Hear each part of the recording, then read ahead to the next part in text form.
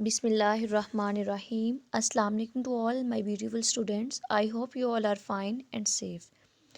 Students, in previous lecture we have discussed about empirical and molecular formula. Today we are going to learn about molecular mass and formula mass.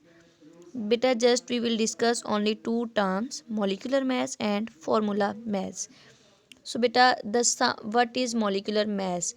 The sum of atomic masses of all the atoms present in one molecule of a molecular substance.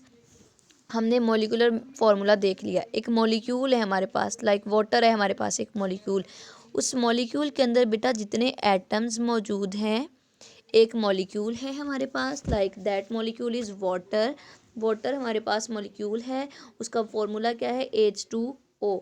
यानी उसमें अब कितने atoms मौजूद हैं? दो hydrogen के atom है और एक ऑक्सीजन का एटम है।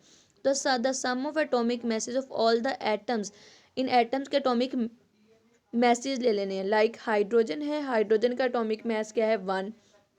तो 2 हाइड्रोजन है, तो 2 into 1 is equal to 2। Oxygen का हमारे पास है एटॉमिक मैस 16, तो 2 + 16 18 आ गए। यानी क्या है? The sum of atomic masses of all the atoms present in one molecule of molecular substance. एक मॉलिकुलर सब्सटेंस के मॉलिक्यूल्स में जितने एटम्स मौजूद हैं, उनके एटॉमिक मैसेज के सम को हम उसका मॉलिकुलर मैस कहते हैं। जैसे मैंने यहाँ पे एग्जांपल दिया आपको वाटर की, कि यहाँ पे अगर आप देखें वाटर को, तो H है, O है, 2H है और 1O है। एक H का 1 है इंटू 2, ये आ गया आपके पास 2, प्लस ऑक्सीजन का 16 है, प्लस 16 इज इक्वल टू 18। यानी ये 18 आपके पास क्या आ गया? ये वाला आपका एटॉमिक मैस यूनिट आ गया है। एटॉमिक मैस आ गया है, जिसको मॉलिक्यूलर मैस आ गया, क्योंकि मॉलिक्यूल है, वाटर एक मॉलिक्यूल है। So 18 atomic mass unit is the molecular mass of water molecule. So यानी क्या करते हैं हम? एटॉमिक मैसेज, एटम के एटॉमिक मैसेज को सम करते हैं जो एक मॉलिक्यूल के अंदर मौजूद होते हैं, तो वो हमारे पास जो मैस आ जाता है उसको हम मॉलिक्यूलर मैस कहते हैं। क्लोरीन, उसका जो है वो 35.5 है।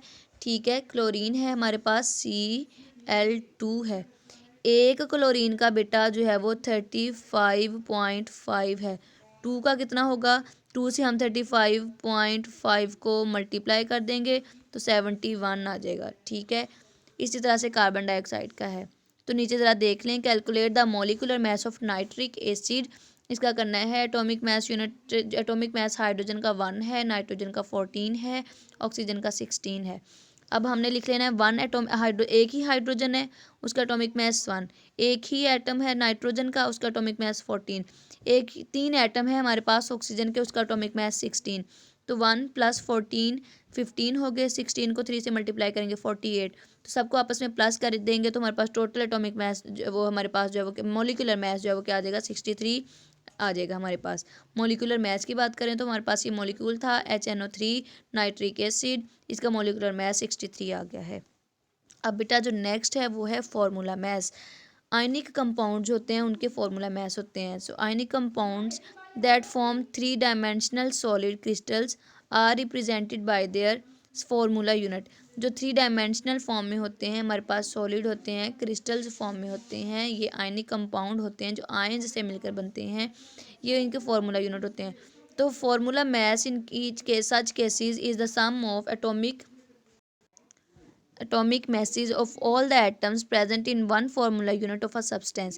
यानी एक फार्मूला सब्सटेंस के अंदर जितने एटम्स मौजूद हैं, उन सब एटम के एटॉमिक मैसेज को जमा करेंगे, उनको प्लस करेंगे तो हमारे पास क्या आ जाएगा जी? हमारे पास जो है वो एक फार्मूला मैस आ जाएगा। बेटा सिर्फ इधर फ़र्क क्या है? यहाँ पे आयनिक कंपाउंड्स हैं और वहाँ पे सिंपल मॉलिक्यूल्स की बात हो रही थी। ठीक है, बाकी मॉलिकुलर मैस और फार्मूला मैस सेम ही है। ठीक है, नीचे हमारे पास जैसे सोडियम क्लोराइड है बेटे, उसको अगर हम देखें तो जो सोडियम है, क्लोरीन है, सोडियम का 23 है, प्लस ये बेटा आयंस पॉजिटिव था, ये नेगेटिव था, ये दोनों आयंस से मिलकर बना, इसलिए ये आयनिक कंपाउंड है। और क्लोरीन का है 35.5। इन दोनों को जमा करेंगे तो ये आ जाएगा 58.5 हमारे पास जो है वो फॉर्मूला मैस आ गया सोडियम क्लोराइड का, जो कि यहाँ पे दिया हुआ है। इस तरह से कैल्शियम कार्बोनेट का 100 आ जाता है। तो नीचे हम देखते हैं जी, calculate the formula mass of potassium sulphate. Potassium का एटॉमिक मैस 39, सल्फर का 32, 32 और ऑक्सीजन का 16 है। तो हम K2 लिखते हैं। K हमारे पास का जो है वो 2 है, सल्फर 1 है, ऑक्सीजन हमारे पास 4 है। पोटेशियम का बटा 39 है, तो 2 इंटू 39 कर देंगे 78। सल्फर 1 ही है, 1 इंटू 32।